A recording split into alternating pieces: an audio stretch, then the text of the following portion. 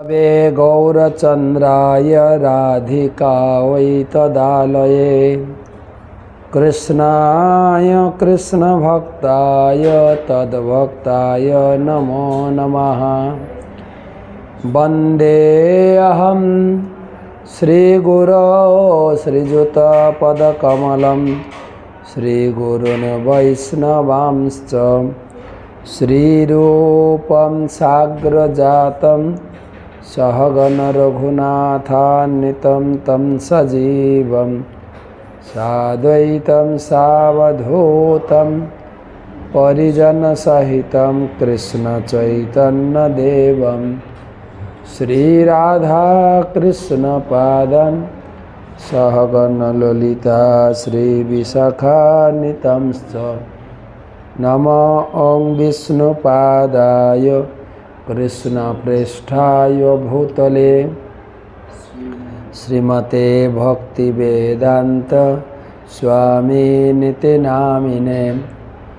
नमस्ते सरस्वती देवे गौरवाणी प्रचारिणे निर्विशेषशून्यवादी पाश्चात्यदेशतारिणे। अनार्पितचरिं चिरात् करुणया अवतीर्ण कलौ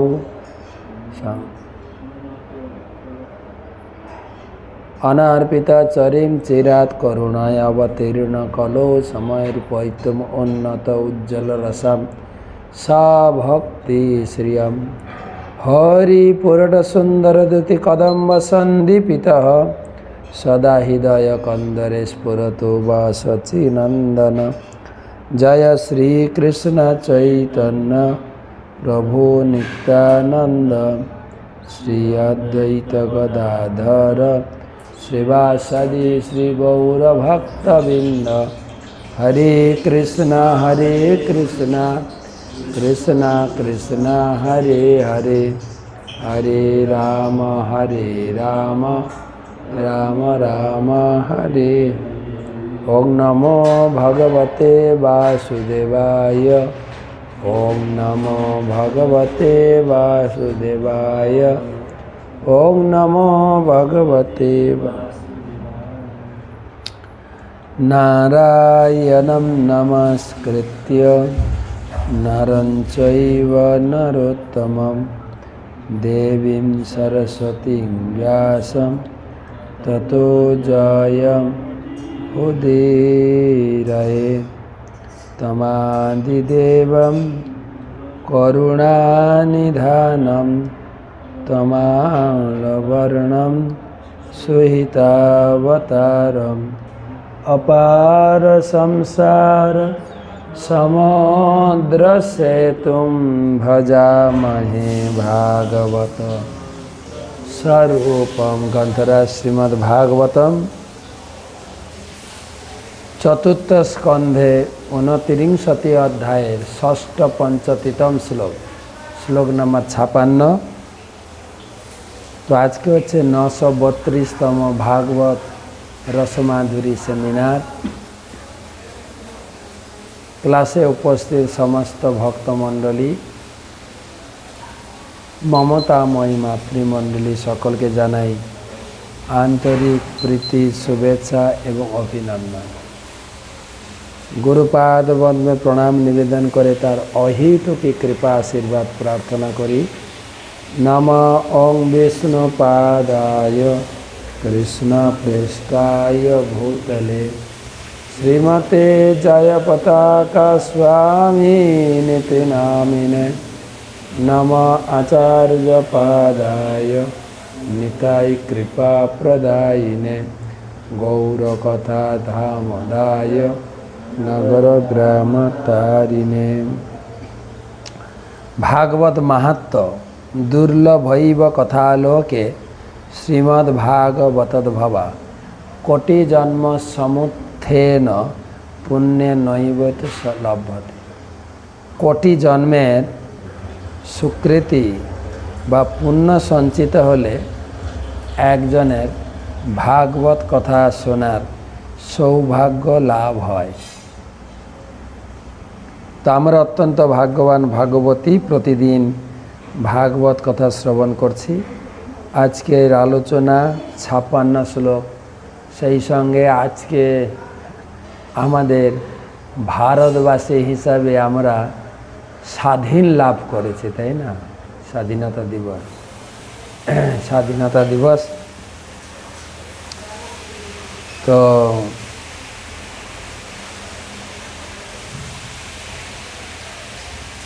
56 নম্বর শ্লোক পড়ে আমরা স্বাধীনতা দিবস উপলক্ষে দু একটা কথা আলোচনা করব। রাজ উবাচ শ্রুতমন্নিখিতং ব্রাহ্মণ ভগবান যদ ভাসত নৈতজ্জানন্তুপাধায় কিং ন ব্রূয়ু বিদুর্যদি। শ্রুত মন্নিখিতম ব্রাহ্মণ ভগবান যদ ভাসত নৈত জানন্তোপাধায় কিং ন ব্রূয়ি বিদুর্যদি। রাজা বললেন, হে ব্রাহ্মণ, আপনি যা বলেছেন তা আমি অত্যন্ত মনোযোগ সহকারে শ্রবণ করেছি। সেই সম্বন্ধে বিচার করে আমি স্থির করেছি যে কর্মকাণ্ড অনুষ্ঠান করতে উপদেশ দিয়েছিলেন যে সমস্ত আচার্যগণ, তারা এই গুহ্য জ্ঞান সম্বন্ধে অবগত নন। তারা যদি সেই সম্বন্ধে অবগত হতেন তাহলে কেন তারা আমাকে এই সম্বন্ধে উপদেশ দেননি? তা আলোচনা হচ্ছে নারদ মুনি প্রাচীন বহির্ষদকে তিনি উপদেশ দিচ্ছেন কর্মকাণ্ড থেকে বা তথাকথিত ধর্ম থেকে মুক্ত হয়ে কেবল ভগবানের সেবা করুন। আর কয়েকটা অধ্যায় আমাদের আলোচনা হলো, সেইটা শোনার পর প্রাচীন বহির্ষদ তিনি উপলব্ধি করতে পেরেছেন যে ভগবানের সেবা কত গুরুত্বপূর্ণ। তথাকথিত কর্মকাণ্ড, দেবদেবী পূজা জীবনে আসলে মুক্তি দিতে পারে না, জীবনকে আনন্দ দিতে পারে না, জীবনকে শান্তি দিতে পারে না। তাই তিনি উপলব্ধি করে বলছেন, আমি আগে যার কাছ থেকে দীক্ষা নিয়েছিলাম, যার কাছ থেকে ধর্মের তত্ত্ব শিখেছিলাম, তারা প্রকৃতপক্ষে কেউ শাস্ত্র কথা জানে না, শাস্ত্রের গূঢ় রহস্য জানে না। আমরা উপলব্ধি করি জগতে কিছু লোক দেশ সেবা করো, জাতি সেবা করো, দেবদেবীর পূজা করো শেখাচ্ছে, কিন্তু গীতা ভাগবতম পড়ার পরে উপলব্ধি করছি যে না, আমরা সঠিক মার্গে ছিলাম না। সবই পুংস পরধর্ম যত ভক্তি অধক্ষজ। কেবল জীবনের একটাই উদ্দেশ্য হচ্ছে অধক্ষজ ভগবান শ্রীকৃষ্ণের প্রতি সেবা করা। তাৎপর্য, প্রকৃতপক্ষে তথাকথিত গুরু অথবা সমাজের নেতারা জীবনের উদ্দেশ্য সম্বন্ধে যথাযথভাবে অবগত নয়। ভগবদ্গীতায় তাদের মায়া অপহৃত জ্ঞানা বলে বর্ণনা করা হয়েছে। আপাতদৃষ্টিতে তাদের মহাপণ্ডিত বলে মনে হয়, কিন্তু প্রকৃতপক্ষে মায়ের প্রভাবে তাদের জ্ঞান অপহৃত হয়েছে। বাস্তবিক জ্ঞানের উদ্দেশ্য হচ্ছে শ্রীকৃষ্ণকে অন্বেষণ করা। বেদৈশ্চ সর্বৈ অহমেব বেদ্য। সমস্ত বৈদিক জ্ঞানের উদ্দেশ্য হচ্ছে শ্রীকৃষ্ণকে জানা, কারণ শ্রীকৃষ্ণ হচ্ছেন সব কিছুর উৎস। জন্মাদস্য যত, ভগবদ্গীতায় 10-2 শ্লোকে, 10 অধ্যায় 2 শ্লোকে ভগবান শ্রীকৃষ্ণ বলেছেন, অহম আদিহি দেবানাম মহর্ষিনাম চ সর্বস নবৈ বিদুসুরগণা। তো দেবতা এবং মহর্ষিরা আমাকে ভালো করে জানতে পারে না। ভগবান বলছে আমি সমস্ত দেবতাদের উৎস। এইভাবে শ্রীকৃষ্ণ হচ্ছেন ব্রহ্মা, শিব, সমস্ত দেবতাদের উৎস। দেবদেবীকে বলা হয় ঈশ্বর। ঈশ্বর দেবদেবীদের উপরে হচ্ছেন মহেশ্বর, দেবাদিদেব মহেশ্বর। মহেশ্বরের উপরে হচ্ছেন পরমেশ্বর। আর লোকে জানে না, সব এক করে পূজা করে। তো এখানে বলছেন আমি দেবতাদের উৎস, দেবতারা আমার থেকে সৃষ্টি হয়েছে। বৈদিক কর্মকাণ্ডের উদ্দেশ্য হচ্ছে দেবদেবীদের প্রসন্নতা বিধান করা। কিন্তু আধ্যাত্মিক মার্গে অত্যন্ত উন্নত না হলে হৃদয়ঙ্গম করা যায় না। আদি পুরুষ হচ্ছেন শ্রীকৃষ্ণ।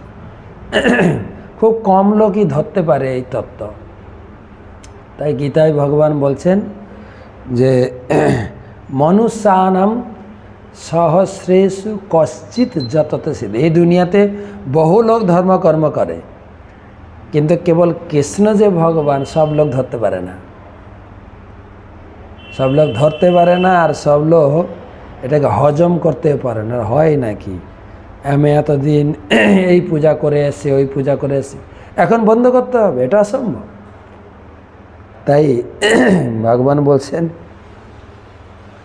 যারা যারা ধর্ম করছেন তাদের ভিতরে কচিত দুই একজন লোক সঠিক ধর্মটাকে ধরতে পারে যে কৃষ্ণ ভগবান, কৃষ্ণেরই শুধু পূজা করতে হবে। গোবিন্দম আদি পুরুষম তমহং ভজামি। নারদ মুনির পদে শ্রবণ করার পর রাজা বহিষ্মানের চৈতন্য হয়েছিল। জীবনের প্রকৃত উদ্দেশ্য হচ্ছে ভগবানের প্রেমময় সেবায় যুক্ত হওয়া। রাজা তাই স্থির করেছিলেন তথাকথিত যে সমস্ত পুরোহিতেরা জীবনের প্রকৃত উদ্দেশ্যের মধ্যে অবগত না হয়ে তাদের অনুগামীদের কর্মকাণ্ডীয় অনুষ্ঠানে প্রবৃত্ত করে, তাদের পরিত্যাগ করতে হবে। বর্তমানে সর্বত্র গির্জা, মন্দির, মসজিদ মানুষদের আকর্ষণ করতে পারছে না, কেননা সেখানকার মূর্খ পুরোহিতরা তাদের অনুগামীদের যথার্থ জ্ঞান স্তরে লোককে উন্নীত করতে পারে না। জীবনের প্রকৃত উদ্দেশ্য সম্বন্ধে অবগত না হওয়ার ফলে তারা তাদের অনুগামীদের অজ্ঞানের অন্ধকার থেকে বেরিয়ে আসতে সাহায্য করতে পারে না। তার ফলে শিক্ষিত মানুষেরা আচার অনুষ্ঠানের প্রতি উদাসীন হয়ে পড়েছে, কিন্তু সেই সঙ্গে তারা প্রকৃত জ্ঞান থেকে বঞ্চিত হয়েছে। তাই সর্বস্তরের মানুষদের জ্ঞানের আলোক প্রদান করার জন্য এই কৃষ্ণ ভাবনামিত আন্দোলন সূচনা হয়েছে এবং তা অত্যন্ত গুরুত্বপূর্ণ। মহারাজ বহিষ্মানের পদাঙ্ক অনুসরণ করে সকলের কর্তব্য এই কৃষ্ণ ভাবনামিত আন্দোলনের সুযোগ গ্রহণ করা এবং ধর্মের নামে যে সমস্ত আচার অনুষ্ঠান হচ্ছে সেগুলি পরিত্যাগ করা। গোস্বামীগণ শুরু থেকেই অনুষ্ঠান পরায়ণ পুরোহিতদের সঙ্গে একমত হতে পারেননি। শিল সনাতন গোস্বামী বৈষ্ণব মার্গ দর্শন করার জন্য হরিভক্তি বিলাস সংকলন করেছিলেন। বৈষ্ণবেরা পুরোহিত সম্প্রদায়ের অসার কার্যকলাপের কোনো রকম গুরুত্ব না দিয়ে পূর্ণরূপে কৃষ্ণ ভক্তির পন্থা অবলম্বন করে এবং এই জীবনেই সিদ্ধি লাভ করেন। সে কথা পূর্ববর্তী শ্লোকে পরমহংস শরণম শব্দটিতে অর্থাৎ মুক্ত পুরুষদের শরণাগত হওয়ার উপদেশ দেওয়া হয়েছে। আমরা গতকালকের কথা শুনেছিলাম। প্রণেহি হংস শরণম বিরম ক্রমেণ। প্রকৃত গুরুদেবের শরণাপন্ন হন।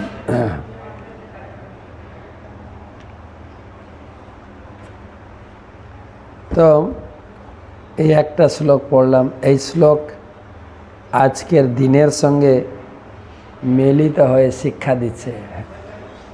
আমরা এই জগৎ থেকে বা জীবনের দুঃখ কষ্ট থেকে মুক্ত হওয়ার জন্য আমরা বিভিন্ন প্রক্রিয়া অবলম্বন করছি। জড়জগতে বা স্কুল কলেজের শিক্ষায় অনেক উন্নত হয়ে মানুষকে জ্ঞান দিচ্ছে এবং ইনকাম করতে শেখাচ্ছে, কি তথাপিও জগৎ সুখী নয়। কেননা আমাদের শিক্ষা প্রতিষ্ঠানগুলির একটা রহস্য হয়ে গেছে, লোককে শুধু চাকরি দেওয়া হবে। ডক্টর এপিজে আব্দুল কালাম উনি বলেছেন, যতদিন এই শিক্ষা প্রতিষ্ঠানগুলো কেবলমাত্র চাকরি দেওয়ার উদ্দেশ্যে পড়াবে, ততদিন ভারতবর্ষে কয়টা চাকর জন্মাবে। আসলে জীবনের সুখী হওয়ার পন্থা গীতা ভাগবতমে রয়েছে। যেরকম নারদ মুনির কাছ থেকে বহিষ্মান বা প্রাচীন বহির্শ্বর তিনি শিক্ষা লাভ করলেন যে কেবলমাত্র এমনি ধর্মকর্ম করে, যাগ যোগ পূজা তপস্যা করে জীবনকে মুক্তি বা জীবনে প্রকৃত সুখ আনন্দ বা ভগবত ধাম প্রাপ্তি হওয়া যাবে না। এই একমাত্র মুক্তি হতে পারে গীতা ভাগবতের শিক্ষার ফলে। হ্যাঁ, তাই যদিও আমরা আজকে স্লোগান দিচ্ছি স্বাধীনতা দিবস, হ্যাঁ, ভারত স্বাধীন লাভ করেছে আজকের দিনে, কিন্তু আমাদের অনুভব কি বলছে? ভারত স্বাধীন? ভারত কি স্বাধীন? শিল প্রভুপাদ তিনি যখন তার গুরুদেবের সঙ্গে প্রথম সাক্ষাৎকার করেছিলেন উল্টোডাঙ্গাতে, তখন তিনি স্কটিশ চার্চ কলেজের ছাত্র ছিলেন অভয়চরণ দে, এবং তিনি স্বাধীনতার আন্দোলনে অনেকটা জড়িয়ে পড়েছিলেন। তবে মহাত্মা গান্ধীর আদর্শে তিনি আদর্শিত ছিলেন, অসহযোগ আন্দোলন। সেই সময়ে যখন তার গুরুদেবের সঙ্গে উল্টোডাঙ্গা, কলকাতার উল্টোডাঙ্গাতে সাক্ষাৎকার হয়, তার গুরুদেব বলেছিলেন চৈতন্য মহাপ্রভুর প্রেমের বাণী যারা বাংলা হিন্দি জানে না সেই সব লোকের কাছে তোমরা শিক্ষিত যুবক ইংরেজি ভাষায় প্রচার করো। তো অভয়চরণ দে, যিনি হচ্ছেন প্রভুপাদ, তিনি দীপ্ত কণ্ঠে প্রতিবাদ করেছিলেন যে ভারত এখন পরাধীন, ব্রিটিশের অধীন। পরাধীন ভারতবর্ষের কথা কে শুনবে? তখন সিংহগুরু, বৈষ্ণব ধর্মের সিংহগুরু ছিল ভক্তি সিদ্ধান্ত সরস্বতী ঠাকুর ছিল প্রভুপাদ। উনি বলছিলেন ভারত কোনোদিন স্বাধীন হয়েছিল কি? 700 বছর মুসলিমরা শাসন করেছেন, 200 বছর ব্রিটিশরা শাসন করেছেন। এখন তো আমরা কারো শাসনে আছি না, দিদি বা দাদার শাসনে আছে কি না? মুক্ত কথায় আমার। তো কিন্তু কৃষ্ণ ভাবনামি তো কোনো কিছুর উপর নির্ভর করে না, পরাধীন স্বাধীন।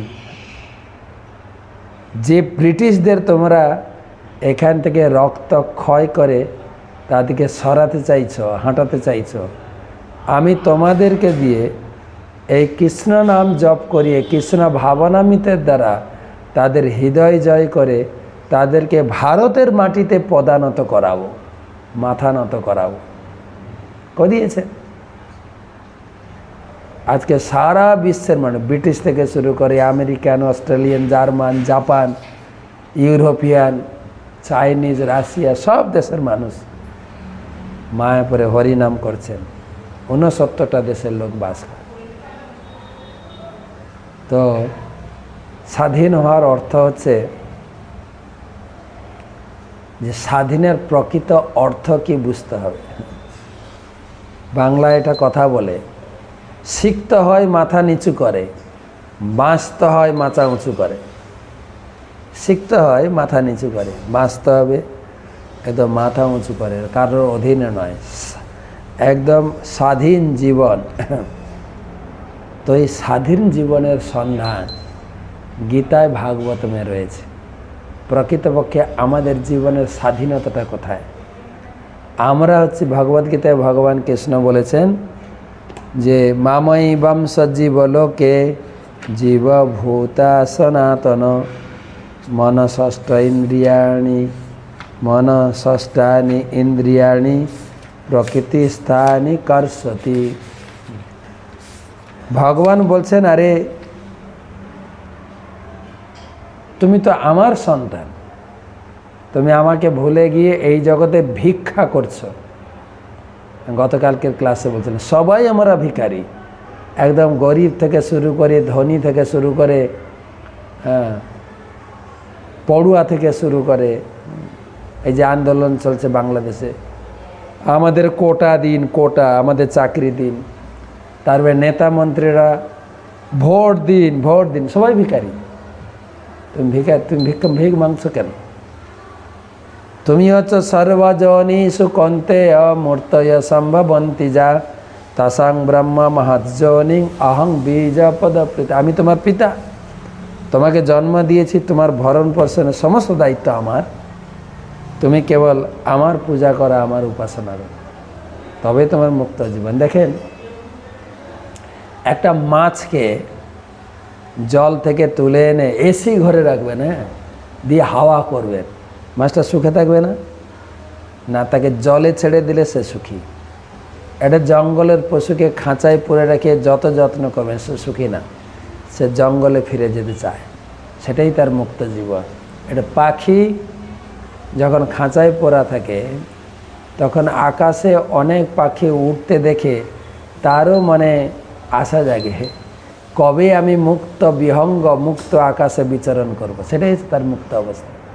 তা আমাদের অবস্থাও তাই, যে আমরা মামাই বংশ জীবলোকে জীবভূত, আমরা কৃষ্ণের বংশের লোক, নিত্য আনন্দময় ভগবত ধামের লোক, কিন্তু আমরা রয়েছি ভগবানের সৃষ্টি এই জেলখানা। জেলখানাতে যেরকম না, শহরে বড় শহরের মধ্যে জেলখানা একটা জায়গা, তো শহরে জেলখানায় কাকে যেতে হয় না, যে সরকারের আইন মানন করে না তাকে জেল। ঠিক সেই রকম আমরাও এই জেলখানায় পতিত হয়েছি, কেননা ভগবানকে বাদ দিয়ে আমার আত্মীয় স্বজন পরিবার নিয়ে সুখ ভোগ করতে চেয়েছি। আমি মনে করছি আমার আত্মীয় স্বজনকে ভালোবাসলে সুখ পাবো, তখন জেলে রাখা। কৃষ্ণ ভুলি যেই জীব ভগবান ছা করে, নিকটস্থ মায়া তারে ঝাপটিয়া ধরেছে জাপটে। এইটা তোমার পরিবার, এইটা তোমার দেশ, হ্যাঁ, এই নিয়ে সুখে থাকো আর জ্বালা পুড়ে মরো। জেলখানায় থাকে না কয়েদি, আমাদের ছিল ভক্তি পুরুষোত্তম মহারাজ বলতেন, জেলখানায় 3 প্রকার কয়েদি থাকে। একটা যে থার্ড ক্লাস কয়েদি, যে জঘন্য ক্রিমিনাল কাজ করেছে, তাকে কম খেতে দেওয়া হবে, বেশি খাটানো হবে। তারপরে একটু অ্যারিস্টোক্রেট, সেকেন্ড ক্লাস কয়েদি, অফিসিয়াল জব, ওর ভিতরে আবার অফিসিয়াল জব আছে, হ্যাঁ, বা গ্রুপ লিডার, ক্যাপ্টেন আছে। আমি জেলে অনেকবার গেছি এই গীতা পড়াতে, দেখেছি। অফিসিয়াল জব আর একটু ভালো খাবার দেওয়া হবে, সেকেন্ড ক্লাস কয়েদি। ফার্স্ট ক্লাস কয়েদি ওই যে নেতা মন্ত্রীদের যাচ্ছে, হ্যাঁ, রাজবন্দি, হ্যাঁ, তাদের সব কিছু ফেসিলিটি থাকবে, এসি রুম থাকবে, মোবাইল, টিভি, হ্যাঁ, হেলথ চেক আপ, সব ব্যবস্থা থাকে। আচ্ছা বলুন তো, মহারাজ জিজ্ঞাসা করেন কোন প্রকার কয়েদি হওয়াটা ভালো, third class, second class, first class? বহু লোক উত্তর দেয় ফার্স্ট ক্লাস। আরে বাবা, ফার্স্ট ক্লাস হোক আর থার্ড ক্লাস, কয়েদি তো নাকি? তা আমরা এই জগতে নিজের টাকা পয়সা, ঘর বাড়ি, সমাজ, কি বলে, সম্পত্তি নিয়ে উন্নত হতে চাইছি, মানে ফার্স্ট ক্লাস কয়েদি হতে চাইছি। কেউ আর জেল থেকে মুক্ত হওয়ার চিন্তা করছি না। তা জেল থেকে মুক্ত হতে গেলে ভগবান চিঠি পাঠিয়েছেন, সে গীতা, যে গীতা পড়ো, তোমার আসল স্থিতিটা তুমি বোঝো, যে তুমি, তোমার অবস্থানটা কি, তুমি চিন্ময় আত্মা, তুমি তো আনন্দময় ব্রহ্ম, তুমি কেন দুঃখ কষ্ট ভোগ করছো? তোমার বাড়ির ঠিকানা, তোমার বাবা মা সব বলে দিয়ে এই চিঠিটা পড়ো আর আমার কাছে ফিরে আসো।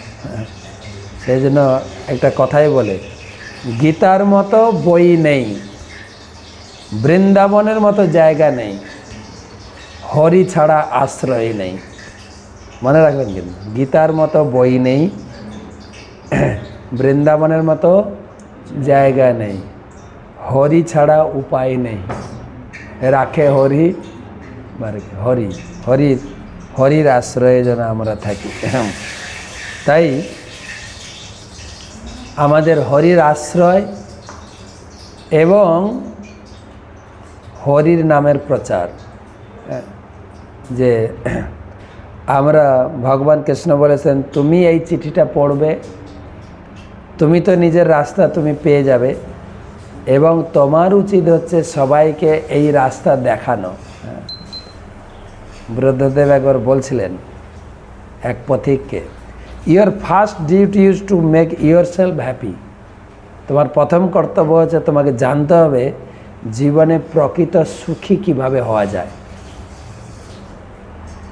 লোকে স্কুল কলেজ ইউনিভার্সিটিতে পড়ে একটা লাইন ধরেছে, বড় চাকরি করব, বড় বড় গাড়ি ঘোড়া চড়বো, এসি ঘরে থাকবো, কিন্তু জীবনে সুখী হতে পারেনি। জীবনে সুখী হতে পারেনি। যদি সুখী হতো তাহলে আমেরিকার লোক হিপি হয়ে গেছিল কেন? শিল প্রভুপাদ গিয়ে বললেন, এই ঘর বাড়ি টাকা পয়সা জীবনকে সুখ দিতে পারে না, বরং জ্বালাতন দিতে পারে। যার যত বিষয় তার জ্বালাতন তত বেশি। নরোত্তম দাস ঠাকুর বলেছেন, সংসার বিষানলে দিবানিশি হিয়া জলে। যার যত বিষয় তার হৃদয় জ্বলছে। এখন জ্বলে না, এখন হার্ট অ্যাটাক হয়, আর জ্বলছে না, এখন আটকে যাচ্ছে। ঠিক আছে? তো প্রভুপাদ তখন তাদেরকে শিখালেন যে chant Hare Krishna and be happy. হরিনাম করো, হরির সঙ্গে নিজেকে যুক্ত করো, তাহলে সুখী হবে। তাই জীবনের সুখের পন্থা তুমি জানো। বুদ্ধদেব বলেন, your first duty is to make yourself happy. তোমার প্রথম কর্তব্য হচ্ছে নিজেকে সুখী করা। সুখী কী করা হবে জানা। ইফ ইউ আর হ্যাপি, যদি মনে করো হ্যাঁ আমি প্রকৃত সুখী, you will make others happy. তখন তোমার কাজ হচ্ছে অন্যের কাছে তোমার এই শেয়ার করা। আর আর শ্রী চৈতন্য মহাপ্রভু এটাই দিতে এসেছিলেন। তিনি বলছিলেন তুলনামূলকভাবে এই ভারতবাসী অত্যন্ত সুখী। আপনি হয়তো মানতে পারবেন না, কেননা ভারতবর্ষের ইতিহাস আপনি জানেন না, সনাতন কালচার আপনি জানেন না। কেননা আমাদের 700 বছরের মুসলিম শাসন আমাদের সিলেবাসের সনাতন কালচারটাকে তুলে দিয়েছে। তারপরে এসে ব্রিটিশ শাসন। তাই আমরা এখন স্কুল কলেজে যা পড়ছি ব্রিটিশ কালচার। মাকে মা বলতে ভুলে গেছি, মম বা মমি, বাবা হয়ে গেছে ডেথ। কি কালচার সব, হাই হ্যালো বাই। হ্যাঁ, আমাদের ভাগবত প্রভু বলছে না, হাই হ্যালো ছোড়ো হরে কৃষ্ণ বলো। হাই হ্যালো এগুলো সব ব্রিটিশ কালচার। প্যান্ট শার্ট পরা ব্রিটিশ কালচার। তো সেই জন্য ভারতের ইতিহাস গীতায় বলছেন, চৈতন্য চরিতামিতে বলছেন যে ভগবান বলছেন, যদা যদা হি ধর্মস্য গ্লানির ভবতি ভারত অভ্যুত্থানম অধর্মস্য তদাত্মানং সৃজাম্যহম। হে ভারত বংশজ, ভারত অর্জুন, আমি যুগে যুগে আসি আর এই ভারত ভূমিকে পৃথিবীকে পবিত্র। ভারতেই ভগবান আসেন। ভগবান না আমেরিকায় আসেন না ইউরোপে আসেন, ভগবান তো আসেন ভারতে, ভারত ভূমিতে আসেন। ভারতের ঐতিহ্য, ভারতের মাটির সুগন্ধ, ভারতের পবিত্রতা কে বুঝে? প্রভুপাদ যখন ব্রিটিশে গেছিলেন প্রচারে, তখন ব্রিটিশ সাংবাদিক প্রভুপাদকে প্রশ্ন করেছিলেন, you are coming from poor country India, আপনি গরিব ভারতবর্ষ থেকে এসেছেন, কি নেওয়ার জন্য এসেছেন? প্রভুপাদ দীপ্তকণ্ঠে ঘোষণা করেছিলেন, আরে তোমরা চোর, 200 বছর ভারতকে শোষণ করেছ, চুরি করেছ, শাসন করেছ, তারপরে এস, কিন্তু ভারতের অরিজিনাল সম্পদ চুরি করতে পারো নি। সেটা হচ্ছে ভগবদ গীতার কালচার। ভগবদ গীতার কালচার ভারতে প্রকাশিত হয়েছে। ভারতের ভূমিতে হরিনামের ফ্যাক্টরি চৈতন্য মহাপুরুষ শুরু করেছিলেন। তাই ভারতে জন্মগ্রহণ করে আমরা টাকা ইনকাম করার জন্য বিদেশে দৌড়াচ্ছে, আর বিদেশের লোক ভারত ভূমিতে আসছে হরি ভজন করার জন্য। তফাৎটা দেখেন, ভারত, সেজন্য ভারত ভূমিতে মনুষ্য জন্ম হইল যার, জন্ম সার্থক, চৈতন্য মহাপ্রভু বলছেন। এইটা জানলে তো তবে আপনি ভারতবর্ষের ঐতিহ্যটা অনুভব করবেন। ভারত ভূমিতে মনুষ্য জন্ম হইল যার, জন্ম সার্থক, কর পর উপকার, তারপরে তুমি পরের উপকার করো। গীতা ভাগবতম পড়ো, ভারত ভূমির ঐতিহ্য তুমি অনুভব করো।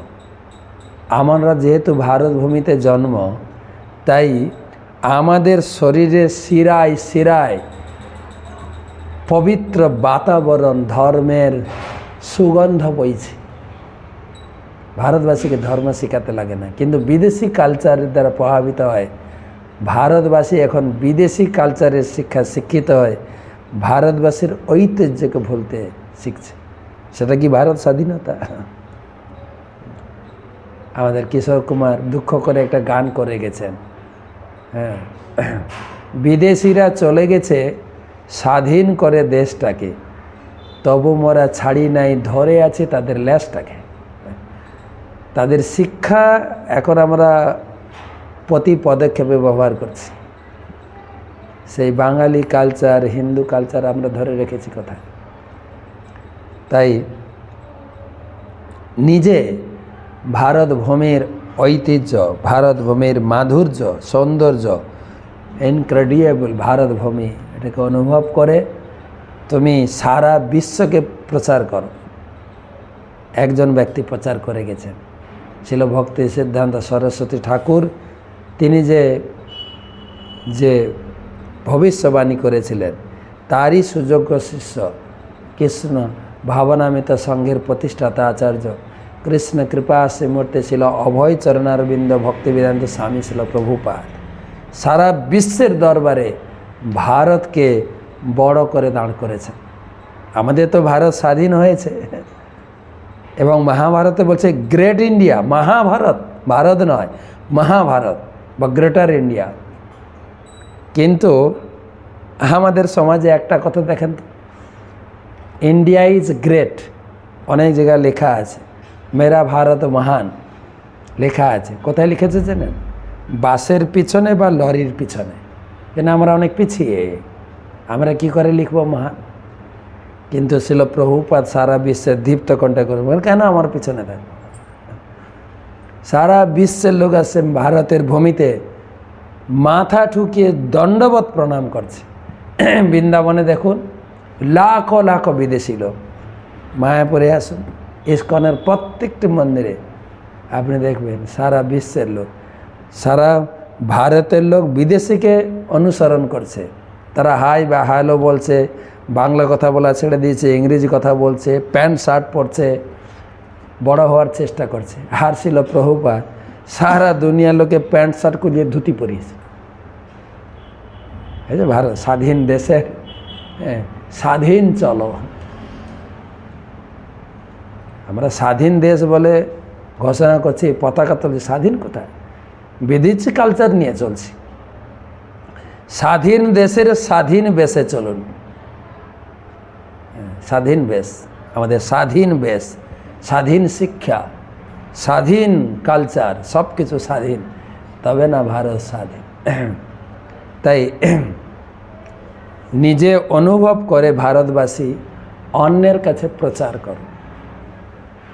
এটা নীতি কথা আছে। কিন্তু যদি নিজের ব্যথা টের পাও তাহলে তুমি জীবিত, হ্যাঁ না? কে যে চিমটি কাটে, যদি আমি ব্যথা অনুভব করে তবে জীবিত। মৃতদেহকে চিমটি কাটলে ব্যথা লাগে নাই। যদি তুমি নিজের ব্যথা টের পাও তাহলে তুমি জীবিত, আর যদি অন্যের ব্যথা টের পাও তবে তুমি মানুষ, তবে তুমি মানুষ। যার ফলে আমরা অন্যের ব্যথা টের পাই না, কত হত্যা করছি, কাউকে খেতেও মানা হচ্ছে না। তো যাই হোক, আমরা সবাই স্বাধীন জীবন চাই, নিজেকে স্বাধীন হতে চাই। বিভিন্ন ধরনের স্বাধীন আমি পড়ছিলাম সকালে, বিভিন্ন ধরনের মানুষ কীভাবে সুখী নয়, স্বাধীন চাইছে। কবে এই জ্বালা যন্ত্রণা থেকে স্বাধীন পাবো? মিলছে কিনা দেখেন। একজন বিবাহিত, তিনি বলছেন সংসারে অশান্তি, বিবাহ ভেঙে দিয়ে সব মিটমাট করে যেন জঙ্গলে চলে যায়, মুক্তি হতে চাইছে। অবিবাহিত ও চাইছে, সারাক্ষণ বিবাহের চিন্তায় দিন কাটছে, সঙ্গীকে পেয়ে গেলে মনে হয় আমি জীবনে সুখী হব। ধনী লোক একটু শান্তি পাওয়ার আশায় কোথায় যাই, ঘর বাড়ি ছেড়ে একটু ঘুরে আসি। আপনি গরিব, গরিব চিন্তা করছে কখন দুটি বেশি করে টাকা ইনকাম করবো, স্বাধীন বেশি ঘুরে বেড়াবো। শিশু সবাই না ছোট ছোট বলে, কখন এই ছোট কথা থেকে মুক্তি হব। এই ছোট এদিকে আসে, আমি কি ছোট নাকি? মা বলে, যখন বাচ্চারা বাথরুমে যায়, মা বলে এই দরজা খোলা রাখবি। ছোটরা বলে আমি এখন ছোট আছি নাকি, বড় হয়েছে নদ্দান আগে, দরজাটা বন্ধ করি না। সবাই ছোট ছোট বলে, কখন বড় হয়ে মুক্তি লাভ করব।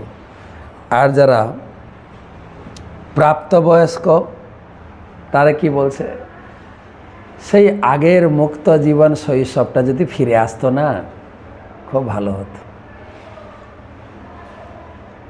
সন্তান প্রাপ্ত যার সন্তান রয়েছে,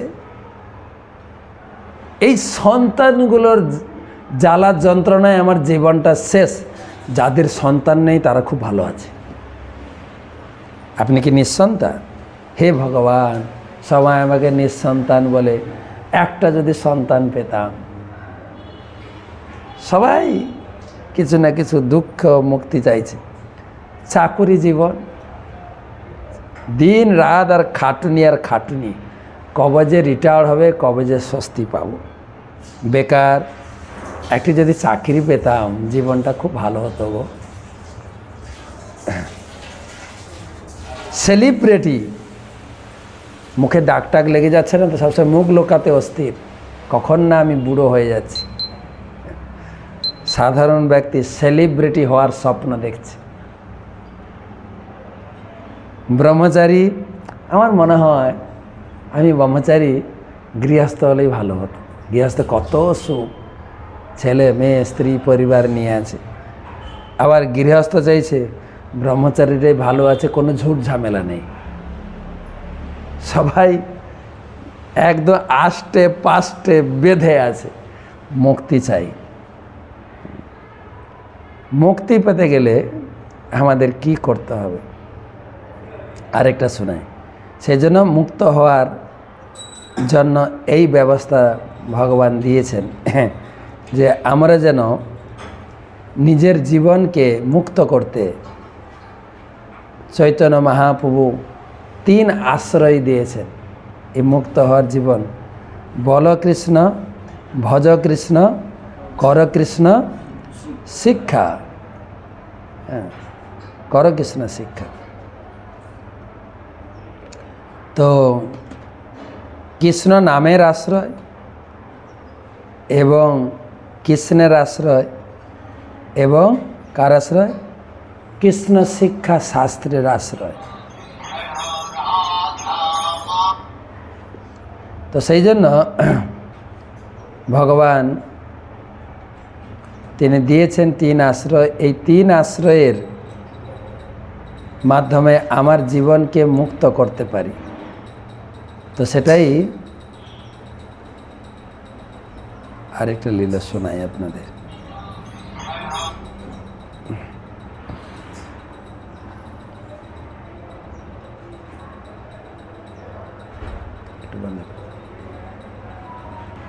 বিভিন্ন প্রকার মুক্তি, মুক্তি বিভিন্ন প্রকার আছে না। রোগ ব্যাধি থেকে মুক্তি, স্কুলে পড়তে গিয়ে ঘন্টা কখন বাজবে, ছুটির ঘন্টা, মুক্তি। বিভিন্ন ধরনের মুক্তি। বাচ্চারা, মানে একটা জায়গায় বলা আছে লকডাউন এসে সবাইকে সবার আশা পূরণ করে গেছে। বাচ্চারা চেয়েছিল তাদের স্কুল পড়াশোনা থাকবে না, সারাদিন শুধু খেলবে আর খেলবে। মহিলারা তারা চাইছিল তাদের স্বামীরা বাড়িতে থাকবে, তাদের সময় দেবে, তাদের সঙ্গে গল্প করবে। স্বামীরা চাইছিল তারা কর্মজীবন থেকে মুক্ত হয়ে ঘরে থাকবে, বসে বসে বেতন পাবে।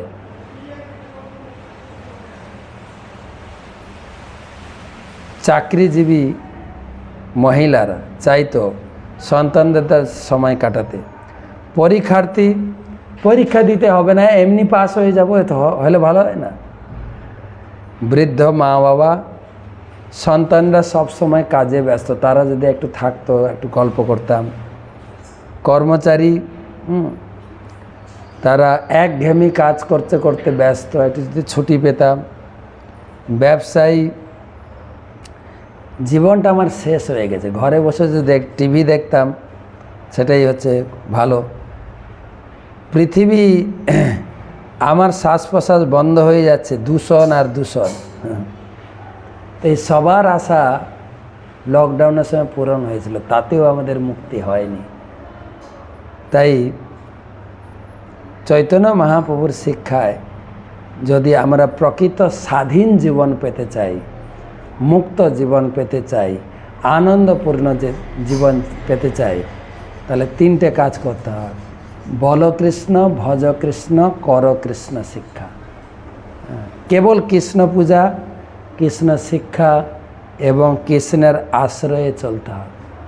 দেবদেবী পূজা, কর্মকাণ্ডী, আজকে যে শ্লোকের বিচার, কর্মকাণ্ডী দেবদেবী পূজাও প্রকৃত সুখ দিতে পারবে না, তথাকথিত ধর্মচর্চাও সুখ দিতে পারবে না। বল কৃষ্ণ, ভজ কৃষ্ণ, কর কৃষ্ণ শিক্ষা। কৃষ্ণ নাম এবং কৃষ্ণ পূজা, কৃষ্ণ শিক্ষা। কৃষ্ণ শিক্ষা অনেক গ্রন্থ আছে, গীতা, ভাগবতম, রামায়ণ, মহাভারত। বলা হচ্ছে রামায়ণ শেখায় এই জগৎকে কিভাবে নেতৃত্ব দেবেন, ভাগবত মহাভারত শেখায় যে কিভাবে সুখী হয়ে বাঁচতে হয়, রামায়ণ শেখায় কিভাবে নেতৃত্ব দিতে হয়, আর মহাভারত শেখায় কিভাবে বাঁচতে হয়, সৎ পথে, সৎ চিন্তায় বাঁচতে হয়। আর ভাগবত শেখায় এই জগৎ থেকে কিভাবে মুক্তি লাভ করে ভগবত ধামে স্বাধীন জীবন প্রাপ্ত হতে। এটা হচ্ছে স্বাধীনতা, প্রকৃত স্বাধীনতা। স্বাধীনতার দেশে, স্বাধীন দেশে স্বাধীন জীবন। তো যাই হোক, সময় হয়ে গেছে, আমরা গোটা কয়েক প্রশ্ন নেব।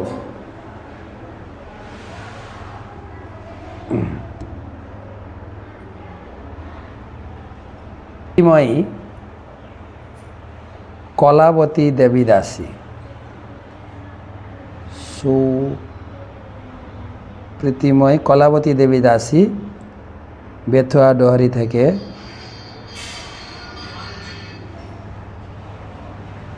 মহারাজ, আপনার রাতুল চরণে আমার হৃদয়ের অন্তঃস্থল থেকে সশ্রদ্ধি বৈষ্ণবী ও প্রণাম। মহারাজ, গত দিনের ক্লাসে গীতায় ভগবানের গুহ্যতম জ্ঞানের কথা বলেছেন। গুহ্য জ্ঞানের কথা, গুহ্য মানে গোপনীয় জ্ঞান, যে কৃষ্ণ ভগবান, এটা হচ্ছে গোপনীয় জ্ঞান, লোকে বুঝে না। গুহ্য জ্ঞান, গুহ্যতর জ্ঞান হচ্ছে ভগবানের সেবায় যুক্ত গুহ্যতম,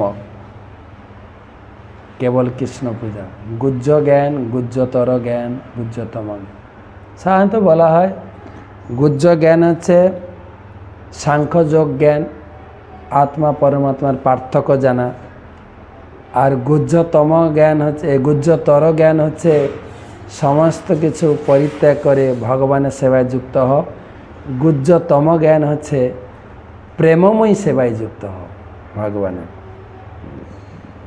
গীতায় দ্বিতীয় অধ্যায়, দ্বিতীয় তৃতীয় অধ্যায় গুহ্য জ্ঞান, সপ্তম অষ্টম অধ্যায় গুহ্যতর, আর নবম অধ্যায় হচ্ছে গুহ্যতম জ্ঞান, গুহ্যতম।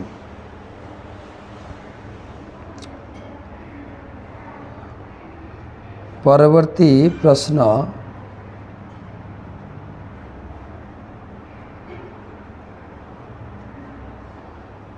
পুণ্যবতী জাহ্নবী দেবী দাসী, কলকাতা থেকে। মহারাজ, আমি ইস্কনে প্রবেশ করার আগে থেকে রাধা মাধব ও গোপালের পিতলের বিগ্রহ সেবা করি, কিন্তু ক্লাস থেকে বলছে পিতলের বিগ্রহ সেবা করলে অপরাধ হয়ে যায়, আমি কি করব যদি বলেন। আমরা পিতল কাঁসা কিছু না, আমরা বিগ্রহ পূজা করি। বিগ্রহ পূজা ভালো করে করবেন, যদি আপনি প্রতিষ্ঠা করেন ভালো, এবং পিতল কাঁসা কোনো কিছু না, আমরা সাক্ষাৎ ভগবানের সেবা করি, পিতল ভাব নয়। আপনি সেই পিতলের মধ্যে ভগবানকে দর্শন করে ভগবানের সেবা করবেন। আর ভগবান একজন ব্যক্তি, ভগবান কোনো মূর্তি বা পিতল বা কাঁসা বা পাথর নয়। ভগবান একজন ব্যক্তি। আমার যেরকম ক্ষুধা লাগে, আমার যখন ক্লান্তি লাগে, আমার বিশ্রাম নিতে হয়, খেতে হয়, ভগবানকে সেরকম টাইম টু টাইম নিয়ম করে ভালো করে শাস্ত্র পড়ে আপনি ভগবানের সেবা করবেন, তবে আপনার বিগ্রহ সেবা হবে। এবং আপনি যেহেতু দীক্ষিত, আপনি অন্যের কারোর কথা না শুনে আপনি গুরুদেবকে জিজ্ঞাসা করে সেবা করবেন। একজন যেন আপনাকে গাইড করে, তাহলে হবে। বিগ্রহ সেবাটা গুরুর আদেশ ছাড়া হয় না। গুরু বীজ মন্ত্র দেবেন, সেই বীজ মন্ত্র দিয়ে আপনি ভগবানের সেবা করতে পারবেন। বীজ মন্ত্র লাগবে, এক এক ঠাকুরের এক একটা বীজ মন্ত্র আছে, সেই মন্ত্রে তার উপাসনা করতে হয়।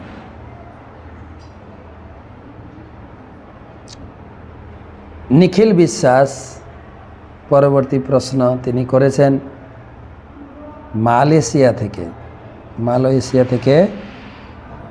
মহারাজ ধন্যবাদ, প্রণাম। মহারাজ, আমার জানার বিষয় হচ্ছে যে কৃপা করে বলবেন, তুলসী মহারানীর আরতি করার পরে অল্টারের ভেতরে রাখা যাবে কি না? অল্টারে রাখতে পারেন, অল্টারে রেখে আরতিও করবেন। আরতি করার পরে অল্টারে থাকতে পারে, কৃষ্ণের সান্নিধ্যে থাকবেন। এবং কৃষ্ণ তুলসী ছাড়া থাকেন না। কৃষ্ণ পাদপদ্মে সবসময় একটা তুলসী থাকতেই হবে, আর টপ থাকলে তো আরও ভালো। কিন্তু যেহেতু গাছ, তুলসী একটা গাছ, গাছের যত্ন নিতে হবে গাছের মতো করে।